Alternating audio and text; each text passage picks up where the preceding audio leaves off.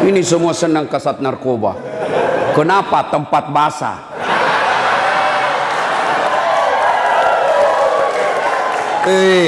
Hati-hati Pak Polisi. Di tempat basah lah itu orang tenggelam. Tidak ada orang tenggelam kalau kering. Siapa suruh kau bilang gas-gas? Gas memang. Nabi pesan pertama, jaga salat kalian. Nabi tidak bilang jaga pangkatmu, jaga rukomu, jaga hartamu. Tidak. Nabi mengingatkan, salatmu, jaga salat kalian. Bapak-bapak polisi, kalau bapak mau baik pekerjaan, jangan tinggalkan salat. Kecil itu bos jadi kapolsek, kecil. Nah datik nih puangi, jadi kok. Siapa yang sangka Pak Idam Aziz jadi Kapolri? Siapa yang sangka? Tidak pernah orang membayangkan, tidak pernah didengar-dengar namanya. Tiba-tiba jadi. Kalau Allah mau, kecil buat Allah jadikan kalian Kapolres, kecil. Kecil kalian kalau mau jadi kasat narkoba. Kita sudah tanda tangan MOU toh. Pak, kecil, sholat ki Pak.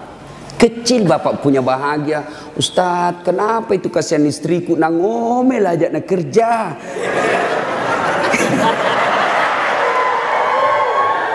Ini juga ibu-ibu ini. Kalian istri-istri polisi, muliakan itu suami. Kita kira itu gampang jadi polisi, Bu. Saya saja bukan polisi, saya bayangkan itu susahnya jadi polisi. Masalahnya orang datang ke mana? Sentuh kemana kamu? Kok nanti ada coba bayangkan. Kita mau baik-baik, datang lagi sepupu tak menangis di depan tak. Nah telepon tom maki om tak. Iko tomik tuh, kau Tommy diharap, kaulah satu-satunya keluarga di polisi. Apa kek kau bantukan itu kemanakanmu? Coba bayangkan, nggak gampang itu. Kalau Ustadz apa godaannya? Apa gunanya Ustadz? Kemana-mana pakai gamis. Tidak ada perempuan mau dekat sama kita. Nah bacakan kau Yasin jauh-jauh kok. Tapi kalau polisi Pak, godaannya banyak. Banyak betul godaannya itu polisi. Masalahnya orang datang pula istri. Pakai kok kipas Pak?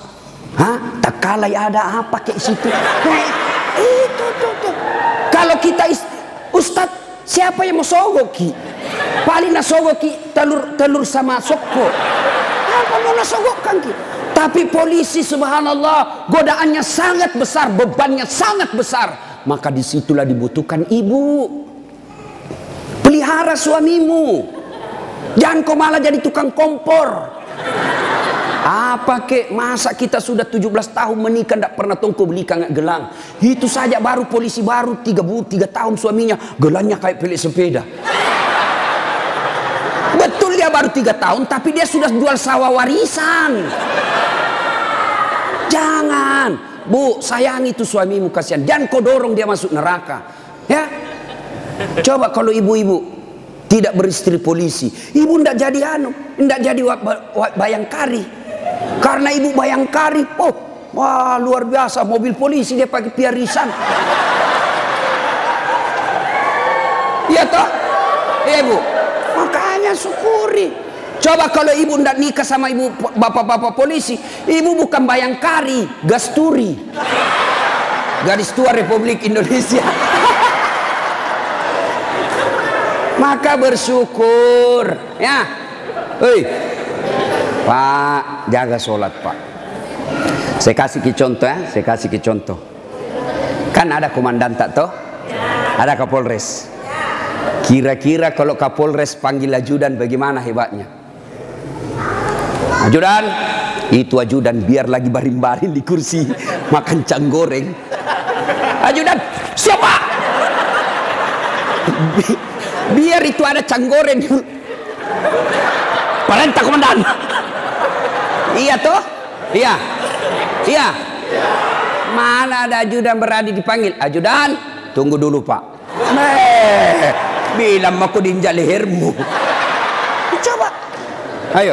Begitu takutnya kita sama manusia. Padahal Kapolres paling lama 2 tahun. Mutasi lagi. Tapi begitu takutnya kita sama manusia. Tidak berani kita bilang tunggu. Lalu kenapa ketika azan berkomandan Allah memanggil kita, hayya 'alal falah.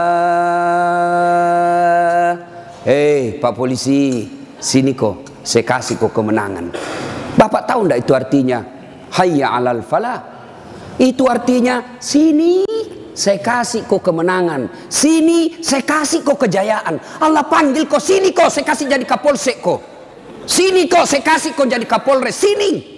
Tapi apa jawaban kita? Tunggu, lagi meeting. Tuhannya suruh menunggu. Kapolres saja kau tidak berani kasih menunggu. Ini Tuhanmu kau suruh menunggu. Pantas 20 tahun kau jadi polisi, tidak bisa kau lepas dari kredit.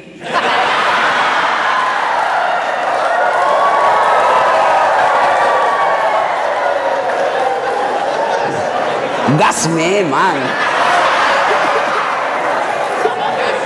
Makanya, bagaimana hidupmu mau baik bos jadi polisi? Kau udah bisa cari muka sama atasan. Siap komandan, siap salah komandan. Bapak kerja sama manusia, 10 suruh ki kerja. Nih kerja ini 10, 9 yang cocok, 1 salah, yang salah persoalkan.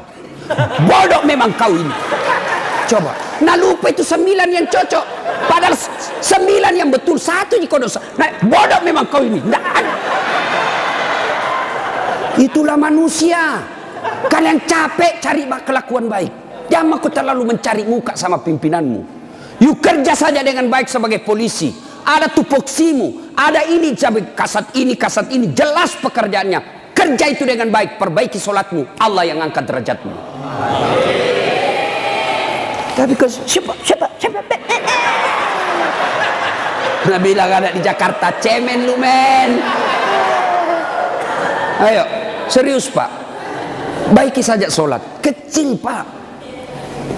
Bapak kan punya jalan jadi kapolsek. Bapak punya jalan untuk jadi kapolres. Kenapa? Bapak polisi, memang ada jalannya. Yang tidak bisa ada jalannya, saya jadi kapolres. Tidak ada itu. Tidak ada jalannya itu bos. Ayo. Yang tidak ada saja jalannya Allah kasih. Saya ulang, yang tidak ada saja jalannya Allah kasih. Apalagi memang ada jalannya. Apa maksudnya? Pak, bisa ndak perempuan hamil tidak pernah disentuh laki-laki? Itu ndak ada jalannya menurut ilmu kedokteran. Ndak mungkin. Tapi kalau Allah yang mau jadi Siti Maryam, wanita suci, ndak pernah disentuh laki-laki, hamil melahirkan Isa alaihi salam. Tuh Siti Maryam. Cuma sekarang banyak tahu perempuan mau ingin Siti Maryam.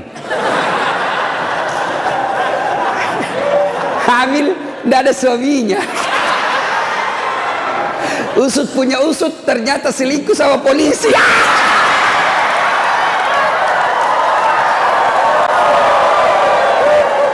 Gas memang. Kau bilang gas. Coba, makanya ku gas. Kasihan ini perempuan kau kasih begitu. Dia mau melapor ke polsek, temanmu itu datang pati melapor. Datang melapor malah dikasih takut-takut. Kau dapat pasalan pencemaran nama baik ini paling. Ayo. Pak, bapak mau baik, perbaiki saja sholat. Saya kasih lagi contoh. Saya akrab sama Kapolres. Saya datang di Sidrap. Pak Kapolres, adakah di Sidrap ini cari-cari telur? Mau pengantin? Siap Ustadz, gampang. Kapolres telepon ajudan. Ajudan, itu Ustadz Dasat ada di hotel. Kau jemput, pakai alparnya Aji. Karena ada alparnya tahu Pak Kapolres. Tapi punya teman. Nah, bawakan telur. Selesai masalahku soal telur. Kenapa? Saya akrab sama komandan. Sebaliknya ada orang dari Makassar, tidak pernah ketemu Kapolres, tidak pernah kenalan, tidak pernah didengar namanya. Assalamualaikum Kapolres. Saya ada di Sidrap ini, saya cari-cari telur, pinjam dulu mobil tak Pak. Siapa nak telepon Kapolres? Kapolsek, tangkap itu. Hah? Tangkap dia. Tidak pernah kenal, penipu pasti itu, penipu, tangkap. Begitu juga Bapak, tidak pernah sholat, sholatnya hanya hari Jumat, itu pun paling terlambat datang, paling cepat pulang. Orang khutbah dia tidur, pas bangun kamat dia bilang, aliran apa ini masih tidak ada khutbahnya. Bukan aliran apa, kau mati dulu. Ayo, tiba-tiba dimutasi, tidak ada tempatnya yang bagus-bagus, stres. Jadi berdoa, ya Allah, capek mak ini jadi polisi Tuhan. Kenapa hidupku tambah susah Tuhan? Nah bilang Tuhan, malaikat, karena dia sudah capek jadi ke polisi, sekali cabut nyawanya. Makanya Pak, yuk perbaiki sholat Pak. Apa alasanmu tidak mau sholat? Bilang kok apa? Bilangnya apa alasanmu? Si geaki. Apa? Hah? Tidak ada kecuali malas. Dalam Islam ada boleh beberapa orang boleh tidak dosa ketika dia sholat. Satu, belum balik. Kalau ada bapak-bapak polisi di sini merasa belum pernah mimpi basah, belum pakai balik itu. Atau ibu-ibu poluan tidak pernah haid, kau masih balita itu. Ya. Yang kedua, siapa boleh tidak sholat? Hilang ingatan alias gila. Kenapa tidak sholat? Saya gila Pak. Yang penting Bapak yakin gila, boleh tidak sholat. Tapi tidak mungkin Bapak jadi polisi kalau Bapak gila. Yang ketiga, boleh tidak sholat dalam tekanan. Zaman Belanda diancam kepala tak. Jangan kau sholat. Kalau kau sholat saya kasih pecah kepalamu. Boleh tidak sholat orang begitu. Lain itu apa Pak? Bapak nganangani unjuk rasa. Boleh Bapak sip-sipan sholat. Tidak bisa tinggalkan tempat. Sholat khauf namanya. Sholat dalam keadaan perang. Bagaimana caranya? Bapak berenam, polisi bertugas. Maka bagi tiga lapis, tiga rakaat, tiga saf. Saf pertama 2 orang, saf kedua 3 orang atau 4 orang. Maka saf pertama diselesaikan dulu sholatnya 1 rakaat. Yang di belakang jaga senjata. Begini dia. Selesai ini yang saf pertama 1 rakaat, maka saf kedua lagi yang selesaikan sholatnya, saf pertama lagi yang siaga-siaga senjata. Boleh Pak. Tidak bisa ditinggalkan tempat Ustaz. Kita tayamum darurat. Boleh Bapak. Kalau pergi ambil air 1 kilo, bahaya ini keadaan. Bapak tayamum di situ. Tidak usah buka sepatu. Boleh. Bagaimana caranya? Letakkan telapak tangan di pasir. Sudah itu tepuk. Karena kalau kau tidak tepuk ada pasir, kau gosok matamu. Tidak jadi kesembahyang.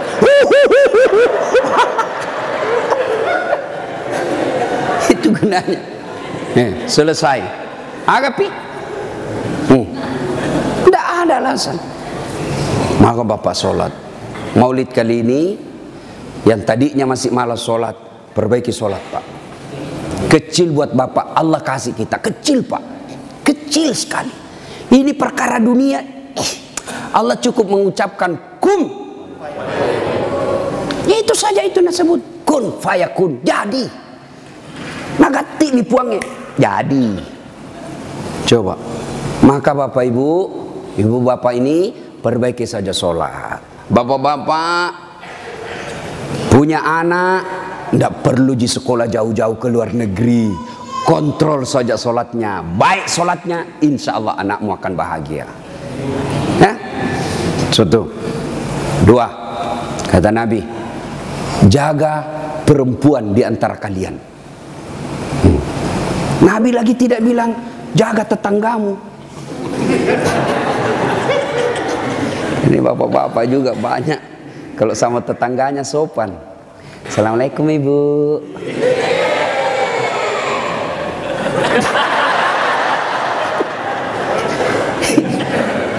Ibu, kita ini sebenarnya laki-laki tergantung istri. Kalau istri kita baik, sopan bicara, tidak mungkinlah kita macam-macam.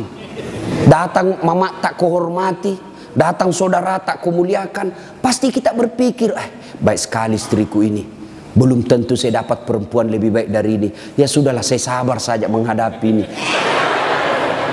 Tapi kau suka kau ngomel, malas, datang mertuamu ndak pernah enak mukamu, baru 1 jam duduk kau bilang kapan pulang mak. Datang mertua laki-lakimu langsung kau bilang kasih mbokmu. Datang lagi bapakmu bawa beras 50 kilo, bulan nanti 1 juta. Ada begitu cerita pak. Nah, itu yang membuat hidup tak sial. Betul pak. Kalau ada istri bapak yang tidak tahu menghormati orang tua tak, itu yang membuat hidupmu sial. Maka nasihati itu istri baik-baik. Ini juga ibu-ibu, hargai itu suami. Ya. Untung ibu punya suami, punya anaknya orang. Coba terima beres. Hei, serius kah ini? Datang itu mertua kita hormati, muliakan.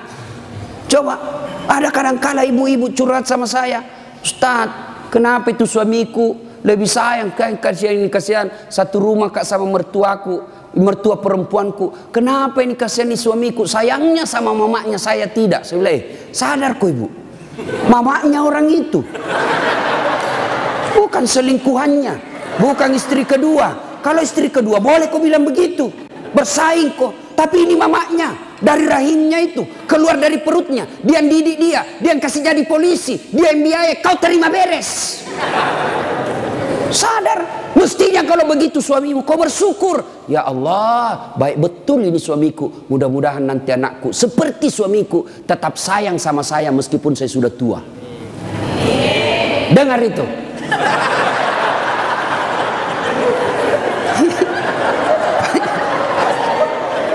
Mentong kita ini pun. Hei. Coba lihat kasih yang ini polisi. Di jalan ngirup udara kotor. Jalan baik-baik dicurigai lagi. Polisi. Pada orang baik datang cari perampok. Coba di kantor kalian dimarah-marahi sa komandannya. Siap salah komandan, ditendang di pantatnya. Siap salah komandan, siap salah. Sampai lagi di rumah kau maki-maki lagi. Bodoh memang tahu kenapa kau tidak lawan. Apa mau dilawan? Nah dia Kapolres.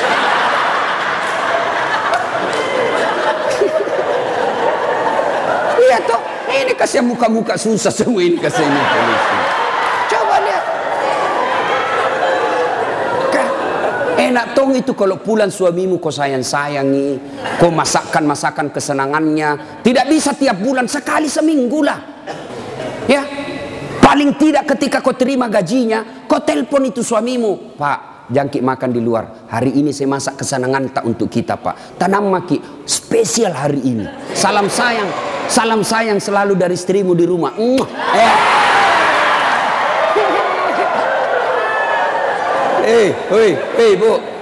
Bu, itu suami polisi kalau dapat SMS begitu, nah kasih lihat langsung Satpol PP.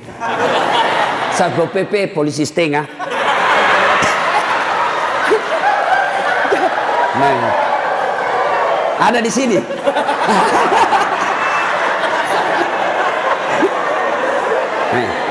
Apa nak bilang? Nak bilang itu polisi. Lihat kau ini istriku bos. Betul dia lebih tua dari saya. Betul dia tidak cantik. Dia orang kampung. Tapi kau lihat bos. Istriku ini. Pernah SMS begitu? Paling kita SMS, Pak, jangan lupa singgah beli gas.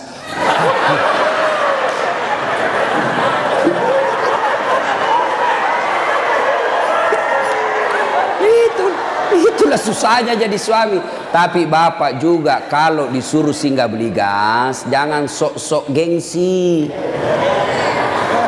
Jangan gengsi. Kan biasa kita laki-laki, saya polisi, saya ajun komisaris, saya ini pangkat tinggi, masa beli gas? Kenapa nih? Ayo, Pak, kecil itu. Coba, untung bukan kita yang hamil. Mau kita tukar? Kita yang hamil, istri tak beli kompor gas. Mau kita tukar kira-kira itu. Repotnya itu perempuan hamil, jalan saja setengah mati, 9 bulan itu kasihan. Melok ini masuk. Coba itu perempuan kalau hamil, duduk aja setengah mati, harus pakai standar samping. Lama itu, mapanguju tuh kasih kalau melek tudang. Coba kalau bapak, langsung saja begini, selesai. Maka ketika yang begitu, bapak ikhlas saja, itulah pengabdian kita kepada istri. Ya, tenang. Itu Nabi Pak 11 istrinya. Tapi tidak pernah ada istrinya mengatakan menyesal saya nikah sama kaum Muhammad. Bapak satu menderita lahir batin. Itu Nabi Pak, Nabi kalau minum sama istrinya, dia kasih begini, minum, kasih lagi istrinya, satu teguk, kasih lagi istrinya. Begitu romantisnya Nabi. Dan hebatnya itu, kalau Aisyah minum di sini bibirnya, itu nacarit Nabi. Coba Pak Kasat begitu. Minum bekas bibirnya istri. Bau na mulutmu.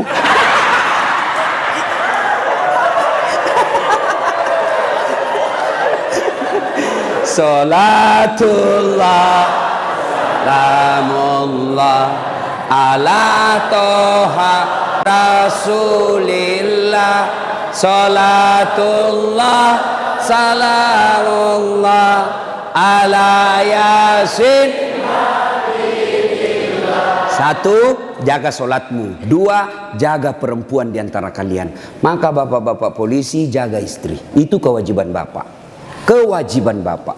Biar bapak hitam jidat gara sholat, Senin Kamis puasa, tahajud tiap hari, tadarus tiap maghrib. Tapi istri tidak pakai jilbab, istri tidak sholat, istri tidak puasa Ramadan. Maka bapak dulu yang masuk neraka. Ku ampusakum wa akhlikum nar. Itu makanya bapak didik istri. Bagaimana cara didik istri? Karena kita tidak punya waktu yang banyak. Lebih banyak di jalan, kasihan. Bagaimana cara didik istri? Arahkan dia pergi majelis. Itu ada pengajian dek, kau pergi di sana. Bagaimana lagi caranya? Paling gampang, bapak tidur peluk-peluk dia. Baru putarkan ceramahnya Dasat Latif. Judulnya apa? Kewajiban istri kepada suami. Sayang ke nonton kita. Langsung enak bapak, karena kalau bapak nasihati istri tidak masuk di akalnya.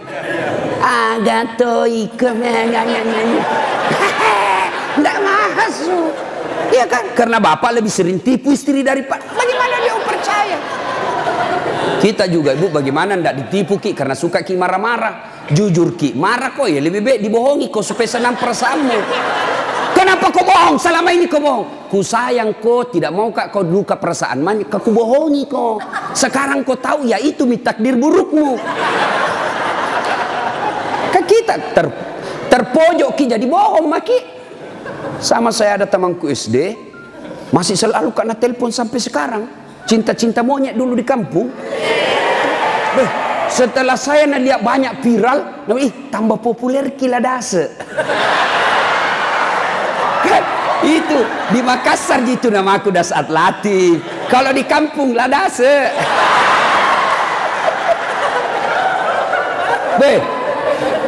Dia selalu lah telepon saya. Nggak enak kan? Nah tahu istriku, perasaannya istri saya hormati sekali istri saya. Saya terima. Nggak enak. Saya blokir. Nah bilang kak nanti sombong. Terpaksa ku tulis di situ HP ku namanya penjual batu bata.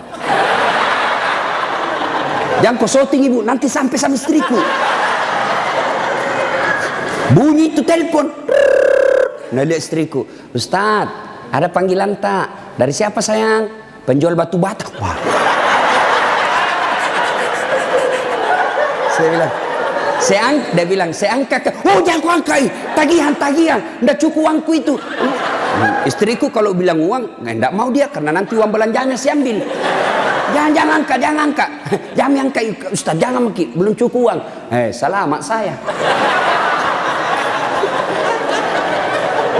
Satu ketika saya pulang ceramah. Bikinlah saya teh. Kan saya bikin sendiri. Saya tahu, oh sudah. Saya minum, kenapa nak asin ini? Barat salah kasih kah ini? Saya pergi lihat toples, tulisannya gula. Isinya, garam. tanya istriku, sayang, kenapa ini tulis ki gula na isina garam? Nabi bilang, hepon tak juga, lain kita tulis lagi sih.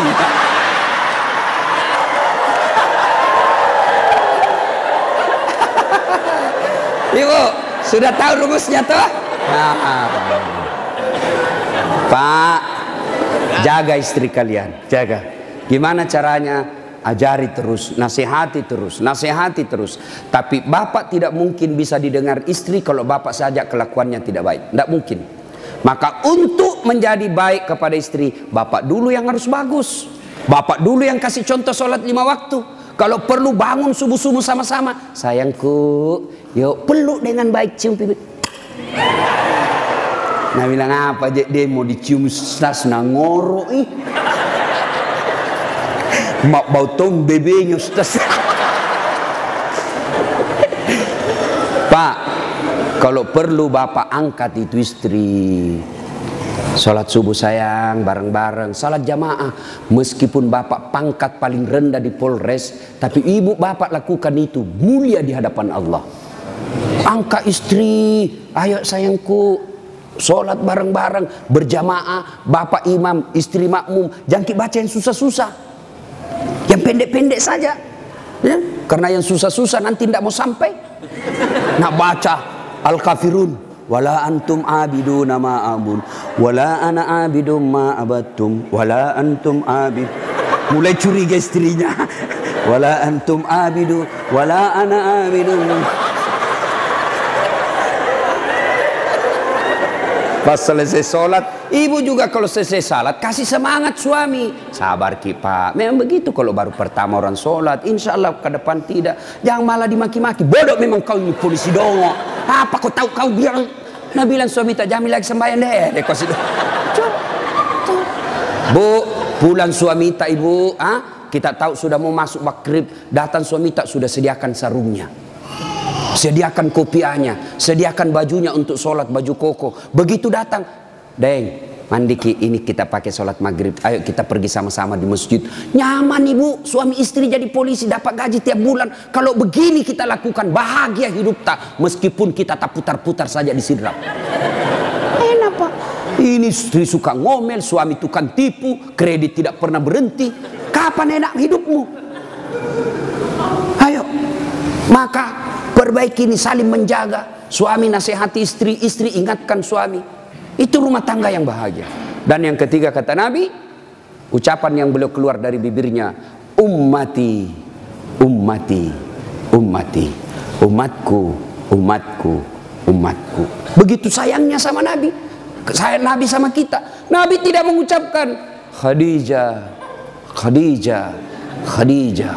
Tidak. Nabi yang diucapkan ummati, umat kita. Apa di dunia saja? Tidak, sampai di akhirat pun Nabi seperti itu. Ketika hari kebangkitan tiba, Allah perintahkan kepada malaikat Jibril, Jibril, kau bangkitkan manusia paling mulia yang sangat aku sayangi, Muhammad sallallahu alaihi wasallam. Nabi Jibril setengah mati mencari, lalu Allah kasih keberkahan. Makamnya Nabi keluar asap, didapat. Lalu bangkitlah Nabi. Ya seperti itu yang kita lihat di sirkus, ada manusia yang tiba-tiba naik saja ke permukaan. Lalu Nabi duduk, gosok mata. Jasadnya Nabi pak sampai detik ini tidak hancur. Seperti ketika beliau hidup, kulitnya tidak rusak. Pernah kan beberapa kali itu kan kuburnya Nabi jasadnya Nabi dicuri. Kan beberapa kali itu, 9 kali. Dan jasadnya pun sudah ratusan tahun meninggal masih sama. Nah, bangun Nabi, gosok matanya. Lalu Nabi buka, nampak Jibril di depannya. Lalu Nabi berkata, Jibril, hari apa ini? Ya Muhammad, inilah hari kebangkitan yang pernah Allah janjikan kepadamu. Kira-kira kalau bapak bangkit seperti itu, bapak cari siapa? Mana kasihan anakku? Oh, mana itu istriku yang baik sekali? Apa Nabi cari keluarganya? Tidak. Nabi tidak berkata, mana bapakku, rindu saya mau melihat bapak saya yang tidak pernah saya lihat wajahnya. Tidak. Siapa yang Nabi cari? Aina ummati. Jibril, mana umatku? Kita yang dicari Nabi pak. Bayangkan, begitu cintanya Nabi kita. Nabi cinta di dunia sampai di akhirat. Nah sekarang, bagaimana kecintaan kita kepada Nabi? Kalau sahabat luar biasa cintanya kepada Nabi. Nabi sakit ujung akhir hidup beliau. Nabi datang ke masjid sholat subuh. Selesai sholat subuh, Nabi lalu naik pidato. Saudara-saudara sekalian, kita sudah bertahun-tahun membela agama Allah, hidup bareng bersama. Tentu ada yang pernah saya sakiti, baik yang sengaja maupun yang saya tidak sengaja. Kalau ada yang pernah saya sakiti dan saya tidak tahu, tolong balas hari ini. Daripada nanti di akhirat kau membalas, sakitnya berlipat-lipat. Sekarang saya minta balas sebelum saya meninggal. Suasana hening. Abu Bakar paling duluan menangis. Tanda-tanda Nabi sebentar lagi meninggalkan kita ini. Suasana hening. Tiba-tiba dari belakang ada sahabat Nabi namanya Uqasyah. Hitam tinggi besar berdiri. Ya Rasulullah, saya pernah Anda sakiti. Semua orang balik. Kurang ajarnya ini Uqasyah. Kapan? Waktu itu perang ya Rasul. Saya berada di sampingmu. Rasulullah mengendarakan onta. Onta Rasulullah. Rasulullah menyambut ontanya. Saya di samping, bukan onta yang kena, tapi saya yang kena. Saya mau membalas ya Rasul. Semua kurang ajar. Nabi lagi sakit mau membalas. Umar berdiri. Uqasyah, kalau gatal tanganmu ingin mencambuk, saya kau cambuk sampai mati. Jangan Rasulullah. Kata Nabi, Umar, saya paham maksud baikmu, tapi dosa tidak boleh diwakili. Dosanya Kapolres tidak bisa diwakili Kasat Lantas. Tidak boleh. Mentang-mentang kita komandan ambil dosaku tidak bisa. Sudah bangkit lagi Abu Bakar. Uqasyah, sayalah sahabat Nabi paling dekat. Saya selalu bersama beliau. Kalau kau mau cambuk, saya kau cambuk. Sama kau sakiti Rasulullah. Nabi bilang, Abu Bakar, dosa tidak bisa diwakili. Kau duduk. Makin dekat Uqasyah. Ditahan sama cucu beliau, Hasan Husain. Uqasyah, pamanku, Amure, jangan kasihan kakekku. Lagi sakit. Saya kau cambuk kalau mau. Sama Rasulullah, saya kau cambuk. Nabi berkata, cucuku, saya paham maksud baikmu, tapi dosa tidak bila diwakilkan. Nak, duduk dekat Uqasyah. Ya Rasulullah, waktu Anda cambuk saya tidak pakai baju. Supaya adil, buka bajumu. Semua orang tambah kurang ngajar ini Uqasyah. Di depan Nabi satu-satunya pertama kali disuruh buka baju. Nabi buka bajunya. Begitu Nabi buka baju, subhanallah, terjadi keajaiban. Apa? Tercium bau harum. Bahkan ada sahabat Nabi, Nabi lagi tidur berkeringat. Dia ambil keringatnya Rasulullah satu tetes, dan itu dia bilang, saya tidak pernah mencium seharum baunya Rasulullah keringatnya. Coba, ada kira-kira di sini keringatnya harum? Ada. Kira-kira kalau saya buka baju di sini, bukan bau harum, bau sakulu. Itulah Rasulullah. Lalu apa kata Rasulullah? Ya, baik, saya buka. Kata Nabi, cepat kau Uqasyah, jangan kau buat saya lama tidak pakai baju, nanti Allah menghukummu. Maju Uqasyah, dia buang cambuknya, lalu dia peluk badan Nabi, dia cium badan Nabi dadanya, lalu sambil menangis, ya Rasulullah, maafkan saya. Apa maksudmu Uqasyah? Tadi kau mau cambuk saya, sekarang kau menangis memelukku. Kata Uqasyah, ya Rasulullah, itu tadi cerita saya cuma karang, itu cari cerita saya cuma buat-buat. Kenapa? Saya tahu sebentar lagi Rasulullah meninggalkan kami. Ingin rasanya kulitku yang hina ini bersentuhan dengan kulitmu ya Rasulullah, karena saya tahu tidak mungkin saya bisa lagi menyentuhnya tanpa saya akali seperti ini. Ya Rasulullah, mau sekali nih kulitku yang hina menyentuh kulitmu yang mulia. Pun kalau saya nanti masuk surga belum tentu sama kita punya kelas. Saya ingin menyentuhmu ya Rasulullah. Saya ingin merapatkan badanku dengan kulitmu yang mulia ini ya Rasulullah.